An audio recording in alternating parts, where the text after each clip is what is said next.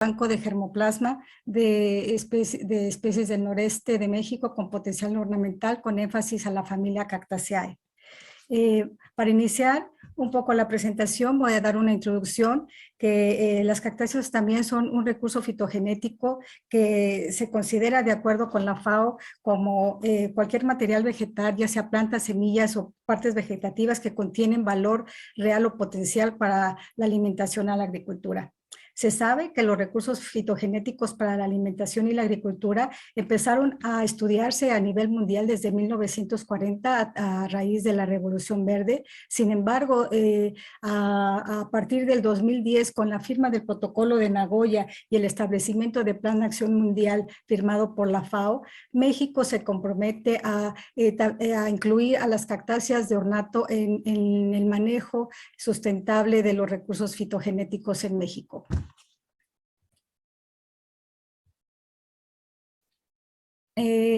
Para este punto, bueno, pues la institución tiene bancos de germoplasma en todo el país y bueno, el propósito de estos bancos es conservar ex situ materiales o accesiones que contienen la diversidad genética de cultivos y especies silvestres o autóctonas o especies en peligro de extinción.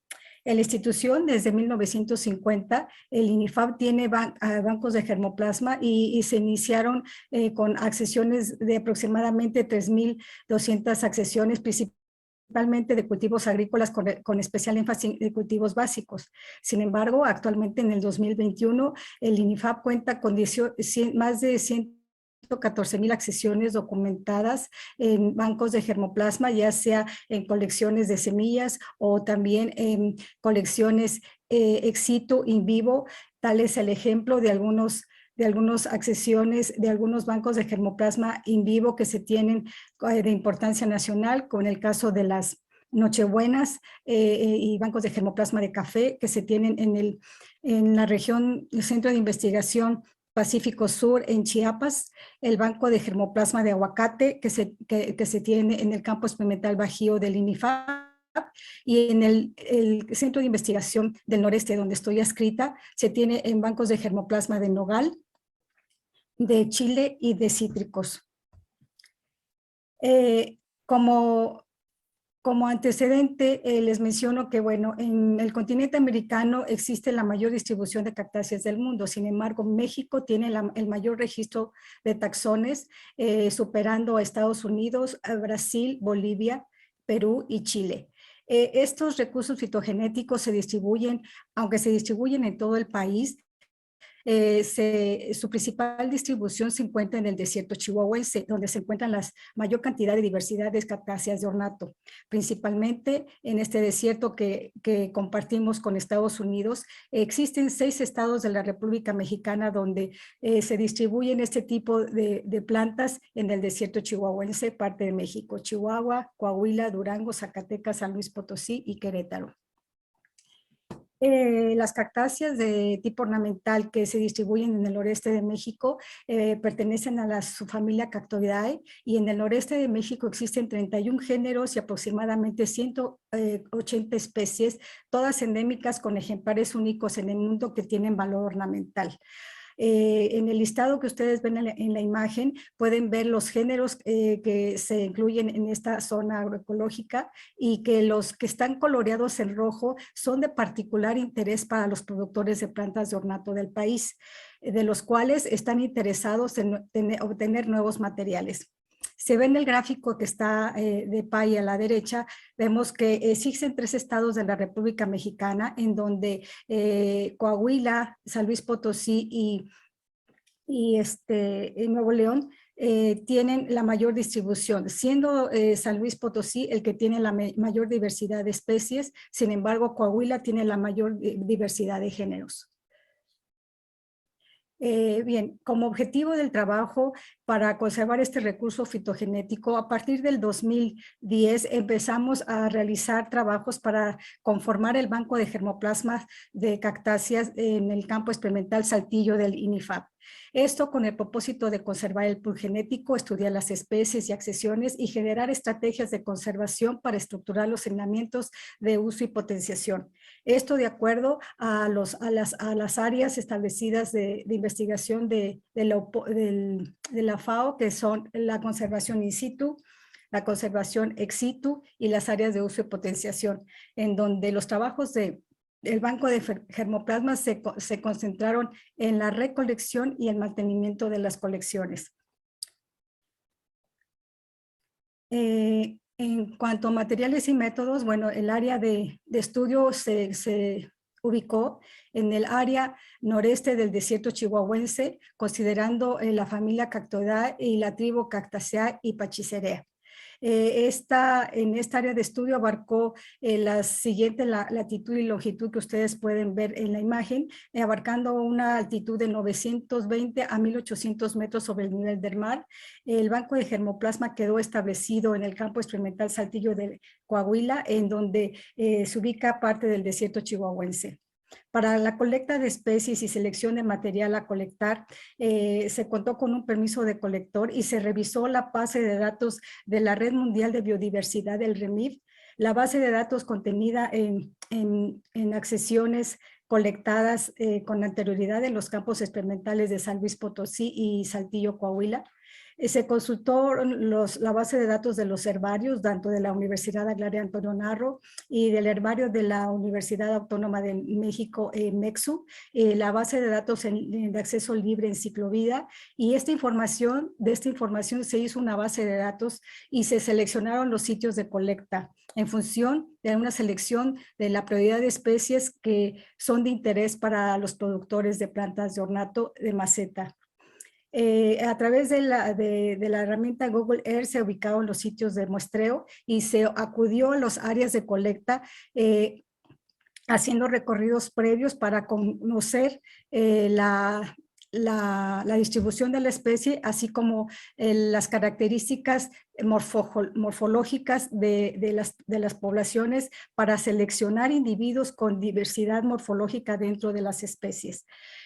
Podemos ver en la imagen especies de tipo globoso de preso, muy pequeñitas, que pues era muy difícil encontrarlas por su tamaño, ¿verdad? Como lo vemos en la imagen que está a su derecha, ¿verdad? Y también otras poblaciones donde se encontró diversidad morfológica importante en cuanto a las costillas, ¿verdad?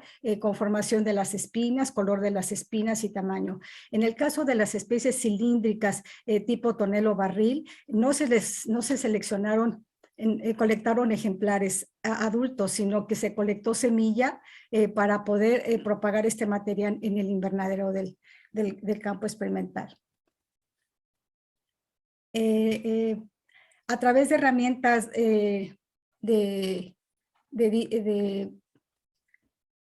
del programa DIVA-SIG, se elaboraron con esta base de datos mapas de distribución y riqueza de especies, siguiendo el esquema de la herramienta RichNet, y para poder elaborar los mapas de distribución por género y los mapas de riqueza de especies. Como resultados, obtuvimos que se conformó un banco de germoplasma después de recorrer 38 municipios en la parte norte de México, abarcando los recorridos en diferentes poblaciones naturales de Chihuahua, Coahuila, San Luis Potosí, Zacatecas, Querétaro y Nuevo León.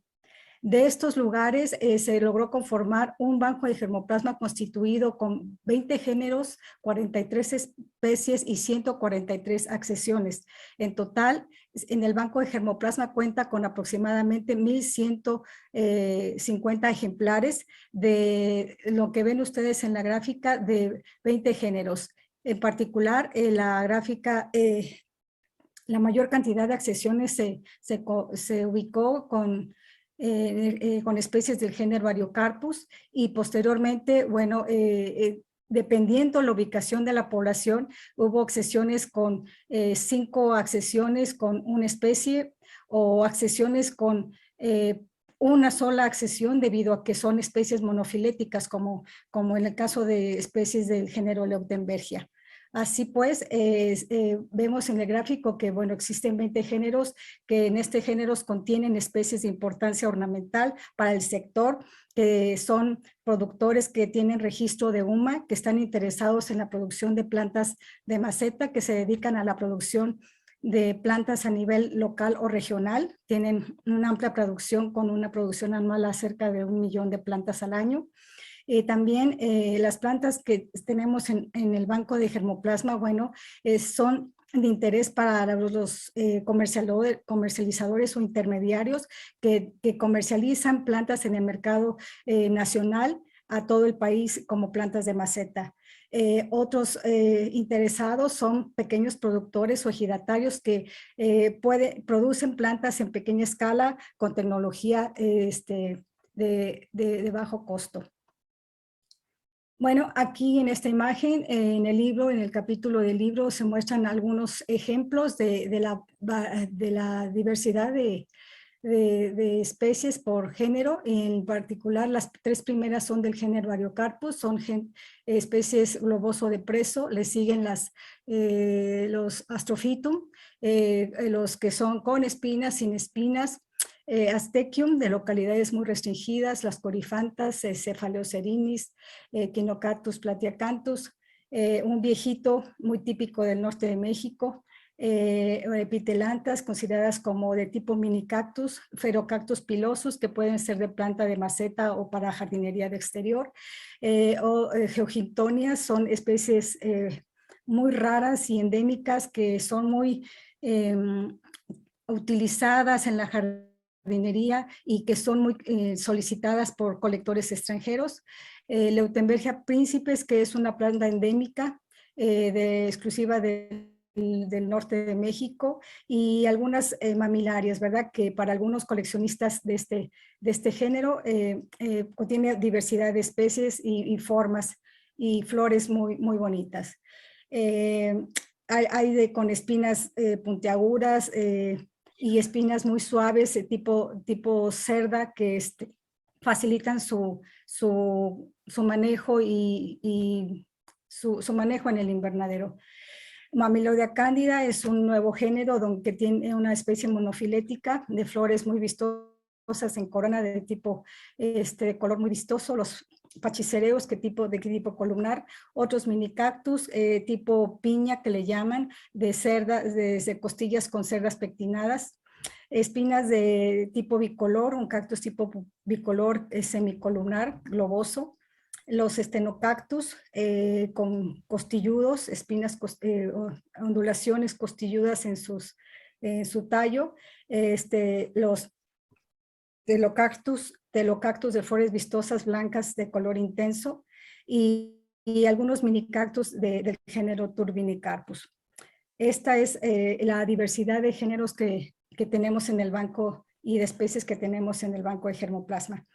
Todo este banco de germoplasma cuenta con sus datos pasaporte, es decir, está documentado de acuerdo al sistema Germocali, cuenta con una identificación taxonómica en cuanto a su género y especie, la clasificación del colector, la ubicación geográfica de acuerdo a sus coordenadas, algunas variables bioclimáticas como altitud, clima, lugares, las áreas de precipitación. Es una base de datos muy completa, creo que algunos que manejan bancos de germoplasma también la han utilizado. Esta fue la fuente financiera nos solicitó que se hiciera para uniformizar todos los bancos de germoplasma que se hicieron desde el 2010 en México, y bueno, ese es el sistema de clasificación que tenemos. Esto muestra que el banco de germoplasma está documentado y tiene el origen del material del cual se generó. A continuación, voy a darles un ejemplo de cómo están... Disculpa, tendrías que ir redondeando. Sí, un ejemplo de la Gracias. distribución de las especies en función del tipo de suelo.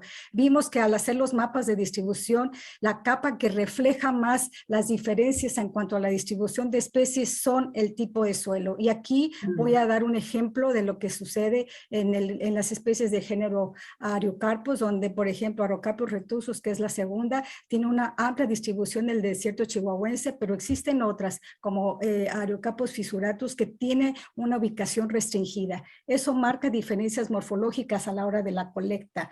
Esto mismo sucede con Astrophytum myriostigma, que especies del género Astrophytum, en donde Astrophytum myriostigma, por ejemplo, se distribuyen en Coahuila y San Luis Potosí. Sin embargo, las poblaciones naturales de estas dos localidades tienen diferencias morfológicas en cuanto a su número de costillas.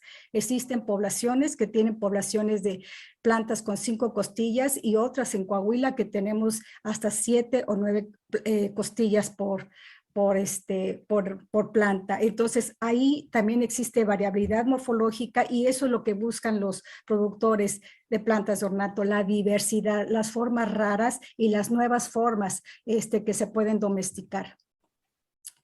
Bueno, me voy a ir rapidito, este es el mismo ejemplo, pero en resumidas cuentas encontramos hacer el análisis que los suelos de tipo litosol tienen preferencia para la distribución de poblaciones de Areocarpus, Astrophytum, Coryphantha, Mammillaria y Telocactus, a diferencia de los suelos gerosol áprico, lípsico y cálcico, en donde aquí las poblaciones son diferentes. Aquí podemos encontrar Echinocereus, Epitelantas, Stenocactus y Turbinicarpus, por mencionar algunas.